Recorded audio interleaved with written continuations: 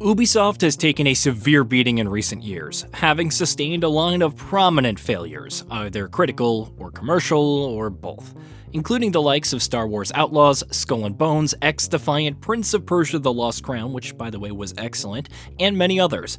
Assassin's Creed, of course, is the one IP that the publisher has always relied on first and foremost, which is why it's taken measures you wouldn't ordinarily expect it to ensure that the upcoming Assassin's Creed Shadows doesn't end up meeting the same fate as the aforementioned games. Delayed twice from its original November 2024 launch date, and now due out in March, the open-world action RPG has been on the receiving end of plenty of skepticism, though a newly published round of extensive hands-on previews suggests that there's actually plenty of reason to be excited and optimistic. That round of previews has also brought with it a bunch of new details. As Assassin's Creed Shadows approaches its March release and we continue to cross off the days, here we're going to take a look at some of those details. Story details.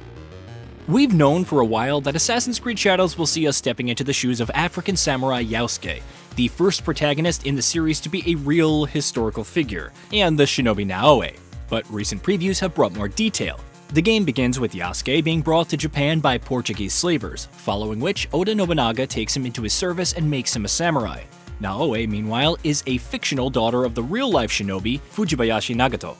Her own story begins with an attack from an enemy faction, a personal tragedy, and a mysterious box that she had been charged with protecting is stolen. How Naoe and Yasuke's paths intersect remains to be seen, but both characters will be working together to fight against the factions who are opposing the unification of Japan. The samurai has been stealing from the villagers. He has been starving the people here for some time. So now we know who he worked for. Canon mode. Like Assassin's Creed Odyssey and Valhalla before it, Shadows will allow players to make dialogue choices and determine the direction of the story at certain junctures.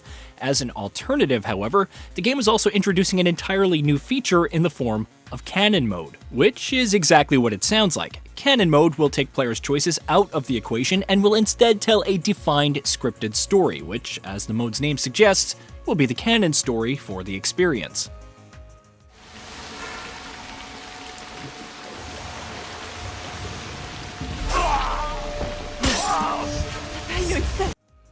How switching works. Switching between two characters at any time will be one of Assassin's Creed Shadows' key features, but how exactly does it work? Marvel's Spider-Man 2 and GTA 5 may have spoiled us with their seamless, or near-seamless switching, but that's not quite how it'll work in Shadows. As detailed in Polygon's preview, to switch between Yasuke and Naoe, you'll have to enter the menu, go to the equipment screen, and press and hold a button. It's not instantaneous, and you can't switch when you're in an enemy's vicinity or during combat. Fixing map bloat. Multiple Assassin's Creed games in a row have been criticized for having bloated maps, not only due to their massive sizes, but also the overwhelming amount of icons and side activities populating those maps. Shadows is looking to fix that in several ways. Developers have, of course, stressed multiple times over the months that the game is much smaller than Valhalla, instead being roughly equivalent to Origin size, which is still pretty dang large, of course. On top of that, recent previews have also revealed that the game has also continued to refine its approach to parsing out and presenting side content. Synchronizing with viewpoints, for instance, will only reveal the important locations on the map, according to Engadget's preview.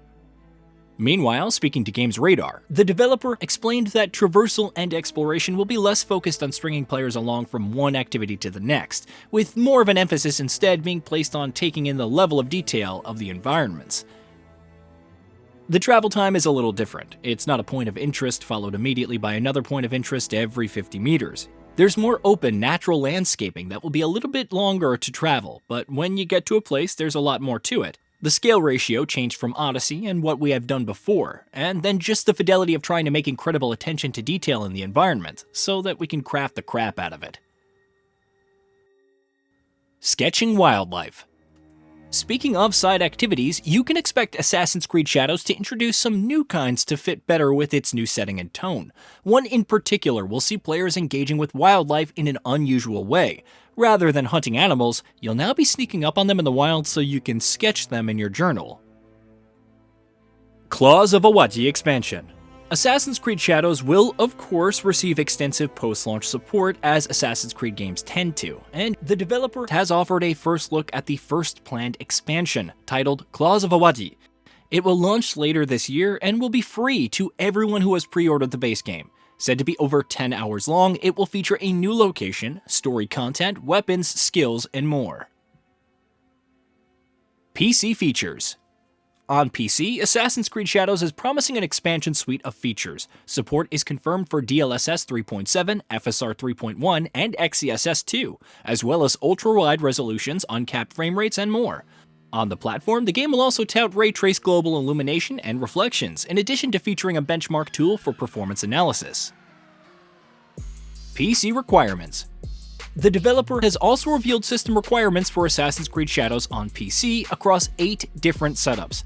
On the lowest possible settings, you'll be able to run the game at 1080p and 30 FPS, requiring either an i7-8700K or a Ryzen 5 3600, along with either a GeForce GTX 1070 8GB, a Radeon RX 5700 8GB, or an ARC A580 8GB. On the opposite end, the highest possible setting, which will run the game at 4K and 60 FPS with full ray tracing support, will require an i7-13700K or a Ryzen 7 7800 X3D, as well as a GeForce RTX 4080 16GB. Across all setups, you'll also need 16GB of RAM and an SSD. Accessibility. Shadow's full suite of accessibility features have also been detailed, and it's quite extensive.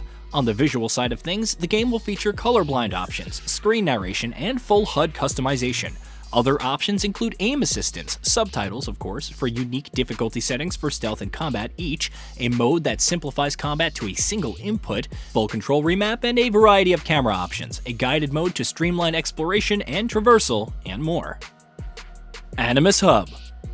Remember Assassin's Creed Infinity, the hub that was supposed to tie Assassin's Creed together going forward? The developer has now officially unveiled it, unimaginatively dubbed the Animus Hub. It'll launch on March 20th alongside Shadows, and will also be tied to all Assassin's Creed title releases after and including Origins. The hub will feature exclusive free content that players will unlock by playing the actual games, give out rewards, and more. It's not a standalone launcher, but the developer says it has ambitious plans for how to evolve and grow the Animus Hub.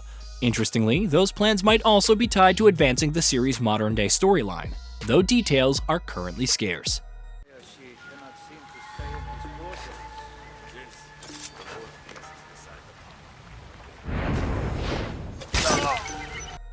Hey, did you know that we at GamingBolt upload new videos every day? Stick around, drop a like, subscribe, and hit that bell. And let us know what kind of content you'd like to see in the future with a comment below.